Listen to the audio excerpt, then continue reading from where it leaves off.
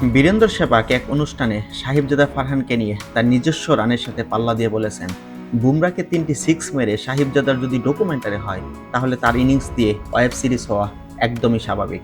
কথাটি মজার হলেও এবার সাহিবজাদা শ্রীলঙ্কার সাথে সেমিফাইনালে পাকিস্তানকে জয়ের জন্য 60 বলে 100 রানের যে অনবদ্য ইনিংস খেললেন তা দিয়ে আপনি একটি ওয়েব সিরিজ করতেই পারতেন।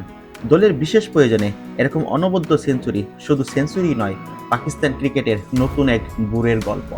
পাকিস্তান ক্রিকেটে নতুন বলের বিপক্ষে এমন আগ্রাসী ব্যাটিং ইমরান নাজিরের পর খুব একটা দেখা যায়নি, কিন্তু সাহিবজাদা ফারহান এবার সব হিসেব পাল্টে দিয়েছেন। এবারে টি-20 বিশ্বকাপে 160 স্ট্রাইক রেটে পাকিস্তান দলকে একাই যেভাবে রেসে টিকিয়ে রাখলেন তার প্রতিদান স্বরূপ একটি ওয়েব সিরিজ হওয়াটাও স্বাভাবিক। 6 ইনিংসে 383 রান আর গড় 76-এর উপর, যেটি টি-20 ক্রিকেটে যে কোনো ক্রিকেট বিশ্লেষক চিন্তায় পড়ে যাবে।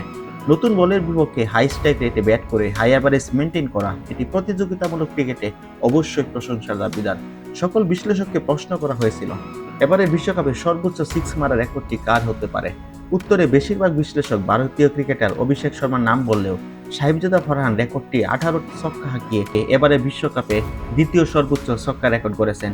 বিশ্বকাপের মতো বড় মঞ্চে, বিশেষ করে বলে টি-20 ক্রিকেটে 6টি ইনিংসে 2টি সেঞ্চুরি প্রমাণ করে সাহিবজাদা সাদা বলে ক্রিকেটে বোলারদের ঘুম একরকম হারাম করতে এসেছেন।